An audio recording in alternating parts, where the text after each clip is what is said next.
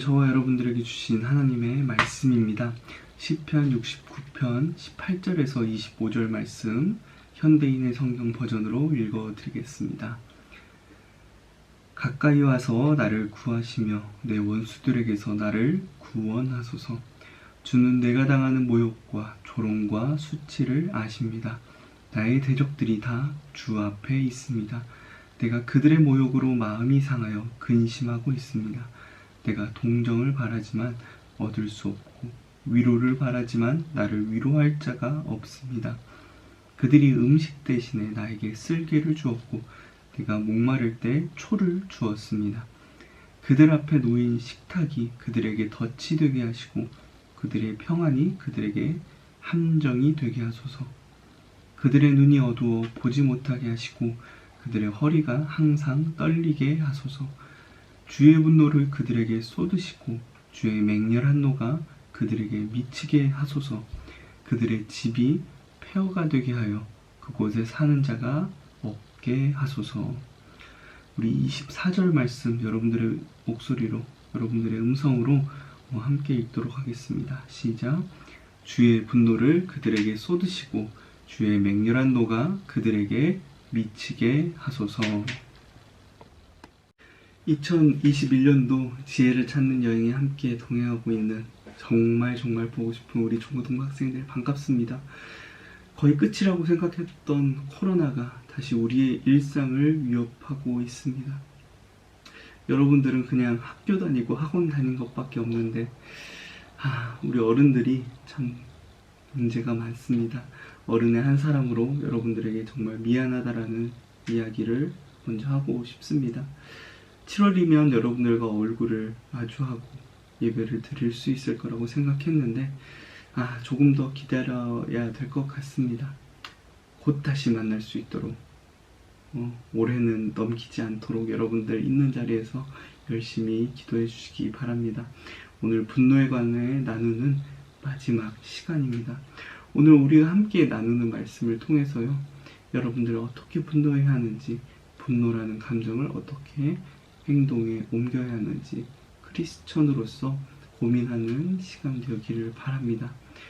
우리 지난주 예배는 맥주감사절이었죠. 그래서 지지난 그 예배를 우리가 다시 한번 그 말씀을 다시 한번 돌이켜보면요, 분노라는 감정 자체는 악한 감정이 아니라고 말씀드렸었어요.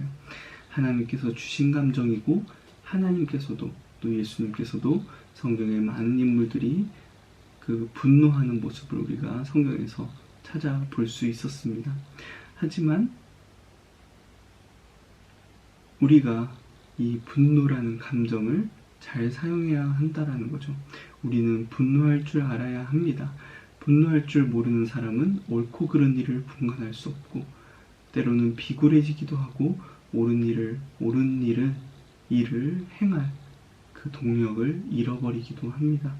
정의와 질서를 위한 그 분노라는 감정을 잘 사용할 줄 알아야 한다는 거죠. 하지만 분노하는 것을 우리는 항상 경계하고 조심해야 합니다. 왜 그렇죠? 분노가 죄에서 사용될 수 있기 때문이었어요. 아담의 범죄로 인해 인간에게 죄라는 것이 들어오기 시작하는 그 순간부터 하나님께서 인간에게 주신 모든 것들이 죄 안에서 왜곡되어 사용되기 시작했다라는 거예요. 이 죄에서 사용되는 분노들 무엇이 있었죠? 나만을 위해서, 내 자기 자신만을 위해서 사용되는 자기 중심적 태도에서의 분노가 그런 것들이고요. 내가 당한 것보다 과도하게 표출하는 분노들, 또 나에서 끝나지 않고 불이 번지듯 옆으로 번져가는 그 분노들, 사단이 죄를 이용해서 분노를 사용하는 모습들이었습니다. 그래서 우리는 분노가 하나님께서 주신 그 목적과 의미에 따라 잘 사용되도록 훈련할 필요가 있다라는 것입니다. 우리는 분노라는 감정 어떻게 사용해야 될까요? 어떻게 그 분노를 행동에 옮겨야 할까요? 여러분들 다시 한번 말씀드리지만 분노하시기 바랍니다. 무엇에 분노해야 될까요? 모든 부조리와 정의롭지 못한 일에 여러분들 분노하시기 바랍니다. 공정하지 못한 일에 여러분들 분노해야 합니다. 불의하고 악한 일을 보면 우리는 분노할 줄 알아야 합니다. 그리고 공격하고 죽이기 위해 분노하는 것이 아니라 지키고 살리기 위해 분노할 줄 알아야 한다는 거예요. 우리가 사회에서 경험하는 수많은 부조리들과 정말 정의롭지 못한 일들을 눈으로 바라볼 때가 너무도 많습니다. 범죄들을 바라봅니다. 뉴스들을 보면 정말 무서운 일들, 악한 일들이 비일비재하다라는 거예요. 그런 사건, 사고들을 볼 때 여러분들 어떠세요?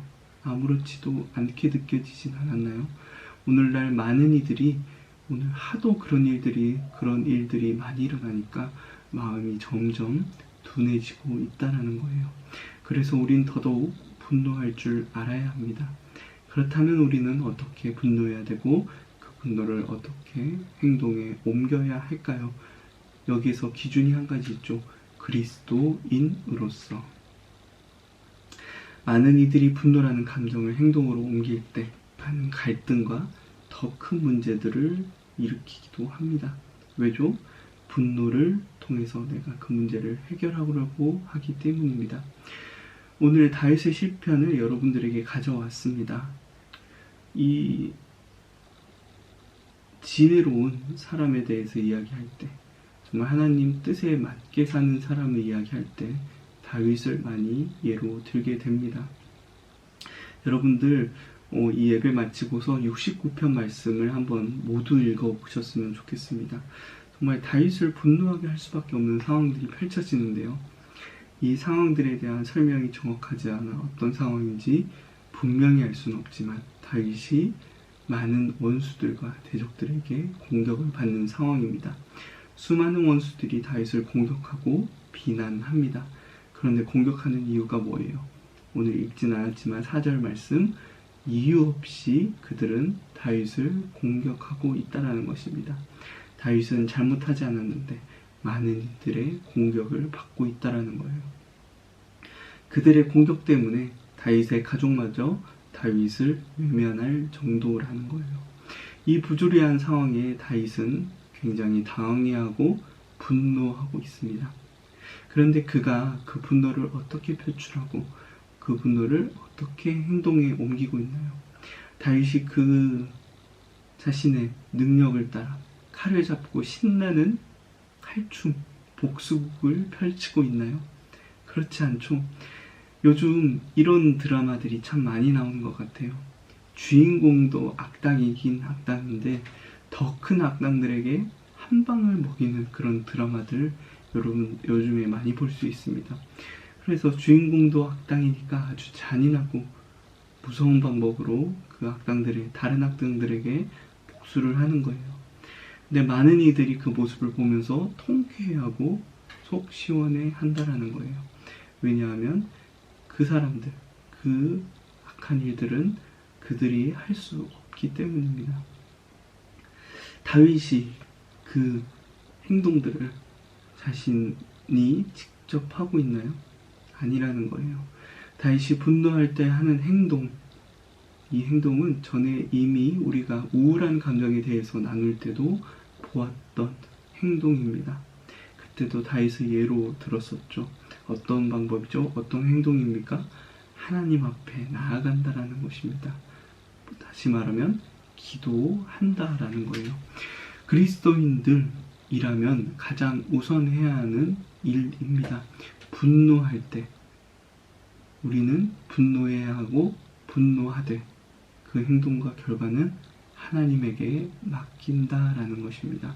어떻게 보면 굉장히 원론적인 이야기인 것 같고 그냥 표면적인 이야기인 것 같고 허무하게 보일 수 있는 방법일 수도 있어요.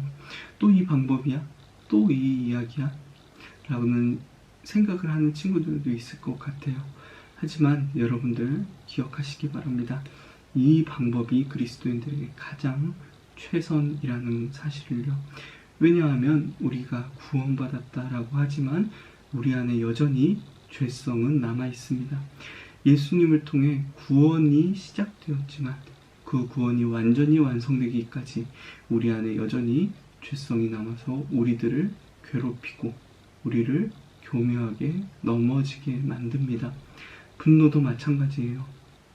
우리가 정말 좋은 의미로 내가 분노한다라고 생각하지만 결국 죄성으로 인해 그 결과가 만들어지기도 한다라는 거예요. 그렇기에 우리는 우리 스스로에게 결과를 맡기지 않고 모든 일을 선하게 이루시는 하나님에게 맡긴다라는 것입니다. 창조주 하나님께서 하시는 아무리 작은 일이라도 피조물인 인간이 더 좋게 만들 수 없다라는 사실을 여러분들 기억하시기 바랍니다. 죄성을 가진 인간이 가장 최선의 방법, 최선의 결과를 얻기 위해 가장 확실하게 선택할 수 있는 것은 바로 하나님을 통한다라는 거예요. 예수님을 통하는 일입니다. 물론 그 결과, 하나님을 통해서 주어지는 결과가 내가 원하는 결과는 아닐 수도 있어요. 그런데 내가 원했던 결과가 정말 선한 일, 옳은 일이라고 우리는 장담할 수 있나요? 그렇지 못할 수 있는 확률이 더 크진 않나요? 그렇기에 모든 일을 선으로 이끄시는 하나님께 맡긴다라는 것입니다. 다윗도 오늘 하나님 앞에 자신 속의 모든 분노를 쏟아내고 있습니다. 21절부터 그들 앞에 놓인 식탁이 그들에게 덫이 되게 하시고 그들의 평안이 그들에게 함정이 되게 하십시오. 그들의 눈이 어두워 보지 못하게 하시고 그들의 허리가 항상 떨리게 하십시오. 주의 분노를 그들에게 쏟으시고 주의 맹렬한 노가 그들에게 미치게 하소서. 다윗이 바라는 일이고 다윗이 바라는 결과입니다. 그런데 이 결과를 다윗이 직접 그들에게 행하지 않다라는 거예요. 자신의 손으로 그 결과를 보려고 하지 않았습니다. 그리고 설령 하나님께서 이런 결과를 주지 않으신다 하더라도 다윗은 하나님께서 해결하실 것을 믿고 하나님에게 맡긴다라는 것입니다. 그래서 오늘 우리가 말씀에는 읽지 않았지만 30절 이후부터 하나님을 찬양하는 것입니다. 30절입니다.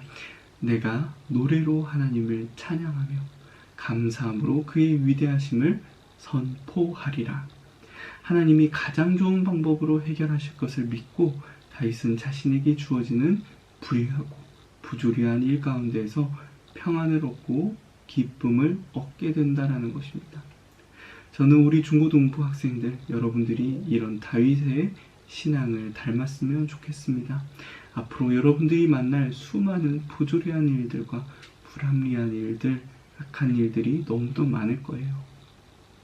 그 일들 가운데 여러분들 분노하시기 바랍니다. 그 일들에 대해서 그냥 외면하지 말고 눈 감지 말고 분노하셨으면 좋겠습니다. 하지만 그 결과, 그 행동은 하나님께 맡기시기 바랍니다. 가장 좋고 선한 결과를 주시는 창조주 하나님을 믿고 그 하나님에게 맡기시기 바랍니다.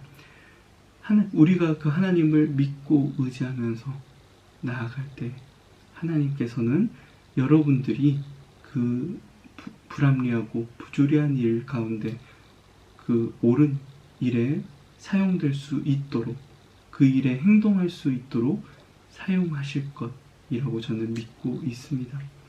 또 여러분들 이 불안뿐 아니라 분노뿐 아니라 우리의 모든 감정의 문제들 또 우리가 가지고 있는 그 모든 문제들을 가지고서 하나님 앞에 나아가시기 바랍니다.